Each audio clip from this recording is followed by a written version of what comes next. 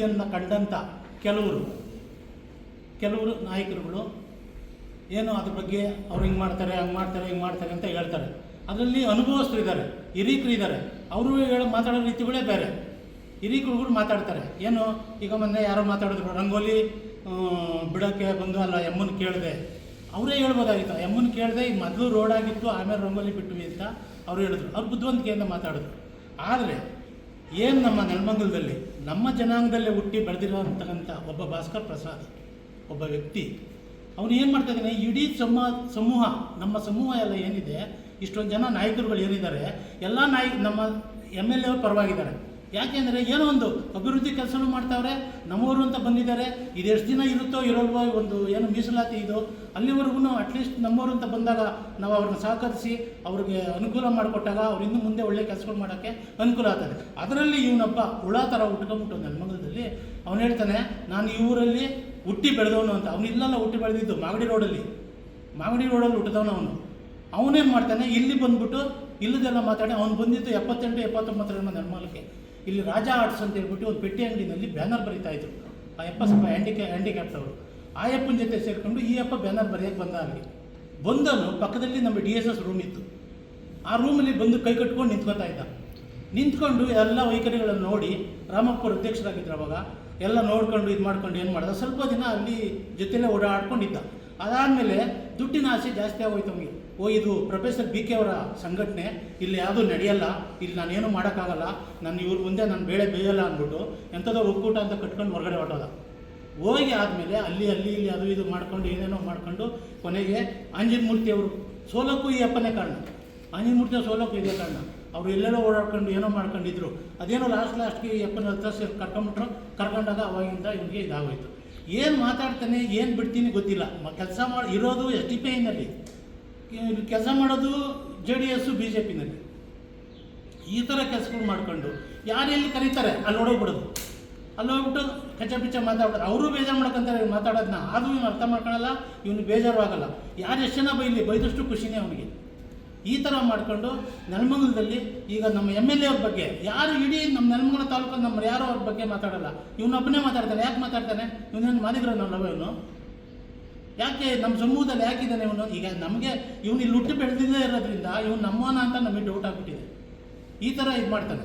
ಆಮೇಲೆ ಏನು ಮಾಡ್ತಾನೆ, ಈಗ ಸಾಹೇಬರು MLA ಸಾಹೇಬರು EO ಮೇಡಮ್ನ ಬೈದ್ಬಿಟ್ಟು ರಜಾ ಕಳಿಸ್ಬಿಟ್ರು ಅಂತ. ಆಯಮ್ಮವ್ರು ಕೇಳಿದ್ರೆ ನನಗೇನು ಗೊತ್ತೇ ಇಲ್ಲ ಈ ವಿಚಾರ, ಸಾಹೇಬರು ನನ್ನ ಹತ್ರ ಏನೂ ಮಾತಾಡಿಲ್ಲ, ನಂದೇನೋ ಪರ್ಸ್ನಲ್ ಕೆಲಸ ಆಯಿತು, ನಾನು ರಜಾ ಹೋಗಿದ್ದೆ. ಹಿಂಗಿರೋವಾಗ ಇವನು ಯಾಕೆ ಈ ಥರ ಎಲ್ಲ ಹೇಳ್ಬೇಕು? ಸುಳ್ಳು ಎಲ್ಲ ಯಾಕೆ ಏನು ಮಾಡ್ತಾನೆ? ಬರೀ ಬಚ್ಚಲ್ ಬಾಯಿ. ಇವ್ನಿಗೆ ಇಂಥವರೆಲ್ಲ ಏನು ಮಾಡಬೇಕು ಅಂದರೆ ಚರಂಡಿಯಲ್ಲಿ ಬಿದ್ದಿರೋ ಚಪ್ಪಲಿ ತಗೊಂಡು ನಾಲ್ಗೆ ಉಜ್ಜಬೇಕು ಇಂಥ ಮಕ್ಕಳಿಗೆ ಅಂಥ ಕೆಲಸ ಮಾಡ್ತಾನೆ ಇವನು. ಎಲ್ಲ ಇವನೊಬ್ಬರಿಂದನೇ ಎಲ್ಲ ಸೃಷ್ಟಿ. ಇಂಥವ್ರನ್ನ ನಿಜವಾಗೂ ಪೊಲೀಸ್ನವ್ರು ಯಾಕೆ ಬಿಟ್ಕೊಂಡಿದ್ದಾರೆ ನನಗೆ ಗೊತ್ತಿಲ್ಲ. ಇವನೊಬ್ಬ ರೌಡಿ ಶೀಟರ್ ಇದ್ದಾನೆ. ರೌಡಿ ಶೀಟರ್ ಇದ್ದರೂ ಕೂಡ ಇವನ ಬಗ್ಗೆ ಯಾವುದೇ ಇದನ್ನು ತಗೋತಾ ಇಲ್ಲ. ಅವನು ಇಂಥ ಕೆಲಸಗಳು ಮಾಡಿದಾಗ ಸಮಾಜಘಾತ ಕೆಲಸಗಳು ಇಂಥವೆಲ್ಲ ಮಾಡ್ತಾನೆ. ಹಿಂದೆ ಯಾವುದಾದ್ರು ಇದು ಜಯಪ್ರಸಾದ್ ನರಸಿಂಹಂಗೆ ಕಲ್ಲೆಲ್ಲ ಹೊಡೆದು ಗಲಾಟೆ ಮಾಡಿಬಿಟ್ರು. ಇವತ್ತು BML ಕೃಷ್ಣಪ್ಪ ನನ್ನ ಅಷ್ಟು ಮುದ್ದಾಡ್ತಿದ್ರು ಅಂತ ಹೇಳ್ತಾರೆ. ಅವ್ರು ರೌಡಿ ಲಿಸ್ಟ್ ಓಪನ್ ಮಾಡಿಸಿದ್ದೆ ಅವರು, ಅಷ್ಟು ಇದು ಮಾಡಿದವರು. ಇವತ್ತು ಹೇಳ್ತಾನೆ ನಾನು ಹಿಂಗೆ ಅಂತ ಹೇಳ್ಬಿಟ್ಟು. MLA ಅವರು ಇವನ್ನ ಲಾಸ್ಟಲ್ಲಿ ಅಣ್ಣ ಅಂತ ಕರೆದು, ಇಲ್ಲ ಅಣ್ಣ ಅಂತ ನಾನು ಕರಿ, ಇಲ್ಲ ಗುರುಗಳೇ ಅಂತ ಕರಿ. ಇವನು ಯಾವನು ಗುರುಗಳಿಗೆ ಯಾವತ್ತ ಎಲೆಕ್ಷನ್ ನಿಂತ್ಕೊಂಡು 188 ಓಟ್ ತಗೊಂಡ್ಬಿಟ್ಟು 1800 ತಗೊಂಡೆ ಅಂತ ಹೇಳ್ತಾನೆ. ಅವನು ಬಂದಿದ್ದೆ 118 ಓಟೇನೋ, 1800 ಓಟ್ ತಗೊಂಡಿದ್ದೆ ನಾನು ಅಂತ ಹೇಳ್ತಾನೆ. ಈ ಥರ ಸುಳ್ಳುಗಳು ಹೇಳ್ಕೊಂಡು ಇದು ಮಾಡ್ಕೊಂಡು ತಿರುಗ್ತಾನೆ. ಏನಂದರೆ ಅವ್ರಿಗೆ ಇವಾಗ ಕೈ ಕಟ್ಟಾಗ್ದಂಗೆ ಆಗ್ಬಿಟ್ಟಿದೆ. ಎಲ್ಲೂ ಅವ್ರಿಗೆ ಏನು ಓಡಾಡೋಕ್ಕಾಗ್ತಾ ಇಲ್ಲ. ಅವ್ರ ವ್ಯವಹಾರಗಳಿಗೆ ತೊಂದರೆ ಆಗ್ತಾ ಇದೆ.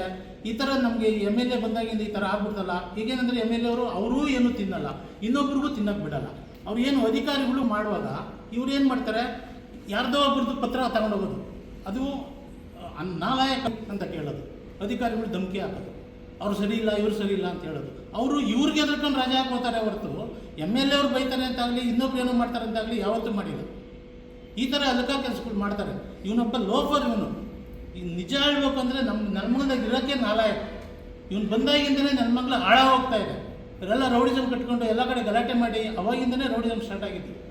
ಪಾಪ ಆಂಜನೇಯಮೂರ್ತಿ ಅವ್ರನ್ನ ಹಾಳು ಮಾಡಿದ್ದೆ ಇವನು. ಈ ಮೂಲಕ ಏನಿಲ್ಲ, ಇವನ್ನ ನೆಲಮಂಗಲದಿಂದ ಆಚೆಗೆ ಇದು ಮಾಡಬೇಕು, ಗಡೀಪಾರು ಮಾಡಬೇಕು. ಇವನು ಇಲ್ಲಿಂದ ಹೋಗ್ಬೇಕು. ಒಬ್ಬ ರೌಡಿ ಶೀಟರ್ ಇವನ್ನ ಏನು ಮಾಡಬೇಕು, ಆ ಥರ ಪೊಲೀಸ್ನವರೇ ಆಗಲಿ ಇನ್ನೊಬ್ಬರಾಗಲಿ ಅದನ್ನು ತಗೊಂಡು ಇದು ಮಾಡಬೇಕು.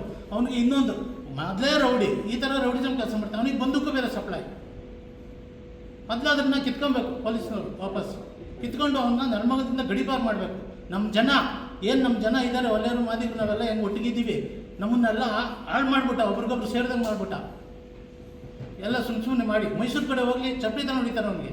ಅಂಬೇಡ್ಕರ್ ಪ್ರತಿಮೆ ಅವ್ರದ್ದೊಂದು ಟೀಮ್ ಮಾಡ್ಕೊಂಡ್ರು, ಎಷ್ಟು ಕಲೆಕ್ಷನ್ ಮಾಡಿದ್ರು ಎಷ್ಟು ಬಿಟ್ಟರು ಏನಂತ ಗೊತ್ತಿಲ್ಲ, ಯಾರಿಗೂ ಲೆಕ್ಕ ಕೊಟ್ಟಿಲ್ಲ. ಇವ್ರನ್ನ ಕೇಳಿದ್ರೆ ಅವ್ರ ಮೇಲೆ ಹೇಳ್ತಾರೆ, ಅವ್ರನ್ನ ಕೇಳಿದ್ರೆ ಇವ್ರ ಮೇಲೆ ಹೇಳ್ತಾರೆ. ಹಂಗೂ ಒಂದ್ಸರಿ ರವಿ ಅವರು ಮೂರ್ತಿ ಇವರೆಲ್ಲ ಬಂದು MLA ಅವ್ರ ಕೇಳಿದ್ರು, ಸರ್ ಅದೊಂದು ಏನೋ ಅವ್ನು ಮಾಡಿ ಅಂತ. ಆಯ್ತಪ್ಪ ಮಾಡೋಣ, ಇವೆಲ್ಲ ಸೇರ್ಕೊಂಡು ಒಟ್ಟಿಗೆ ಒಂದು ಟೀಮ್ ಮಾಡ್ಕೊಂಡು ಬನ್ನಿ ಅಂತ ಅವ್ರು ಹೇಳಿದ್ರು. ನಾನೇ ಮಾಡಿಸ್ತೀನಿ, ಆಯ್ತು ಪರವಾಗಿಲ್ಲ ಬನ್ನಿ, ನಾನೇ ಮಾಡ್ತೀನಿ. ಹಾಂ ಅವ್ರು ಏನು ಮಾಡ್ಕೊತಾರೋ ಮಾಡ್ಕೊಳ್ಳಿ, ಅವ್ರು ಏನು ತಿನ್ಕೊತಾರೋ ತಿನ್ಕೊಳ್ಳಿ, ನಾನೇ ಮಾಡಿಸ್ತೀನಿ, ನೀವು ಒಂದು ಟೀಮ್ ಮಾಡ್ಕೊಂಡು ಒಂದು ಗ್ರೂಪ್ ಮಾಡ್ಕೊಂಡು ಬನ್ನಿ, ಟ್ರಸ್ಟ್ ಮಾಡೋಣ ಅದಕ್ಕೆ ಅಂತ ಹೇಳಿದ್ರು ಸರ್. ಪಾಲನೆ ಎಲ್ಲಿ ಮಾಡ್ತಾರೆ, ಹೆಸರು ಹೇಳ್ತಾರೆ ಅಷ್ಟೇ. ಅವ್ರ ಹೆಸರು ಹೇಳ್ಕೊಂಡು ಎಲ್ಲ ಕಡೆ ರೋಲ್ ಕಾಲ್ ಮಾಡ್ತಾರೆ. ಅವರು ಹೆಸರು ಹೇಳ್ಕೊಂಡು ತಿರುಗ್ತಾರೆ, ಯಾವುದನ್ನು ಒಳ್ಳೆ ಕೆಲಸಗಳು ಮಾಡಲ್ಲ.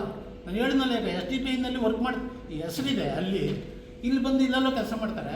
ಆ ಸಾರಿ ಬಂದು ನೋಡಿ, ನಾನು ಮೀಸಲಾತಿಗೋಸ್ಕರ ನಾನು ಅಲ್ಲಿಂದ ಇಡೀ ರಾಜ್ಯ ಪ್ರವಾಸ ಮಾಡಿದೆ ಅಂತ ಎಲ್ಲ ಪಾದಯಾತ್ರೆ ಮಾಡಿ ಬೆಂಗಳೂರಿಗೆ ಬಂದಮೇಲೆ ಇದನ್ನು ಕೊಡೋಕ್ಕೆ ಅಂತ ಹೇಳ್ಬಿಟ್ಟು ವಿಧಾನಸೌಧಕ್ಕೆ ಹೋದ್ರಲ್ಲ, ಹೋದಾಗ ಇವ್ನು ಒಳಗೆ ಬಿಡಲಿಲ್ಲ, ಅಲ್ಲಿ ವಿಧಾನಸೌಧ ಒಳಗೆ ಬಿಡಲಿಲ್ಲ ಇವನ್ನ. ಅವರು ಬೇರೆಯವರು ಹೋಗ್ಬಿಟ್ಟು ಕೊಟ್ಬಿಟ್ಟು ಬಂದರು. ಎಲ್ಲಿದೆ ಇವ್ರ ಮರ್ಯಾದೆ?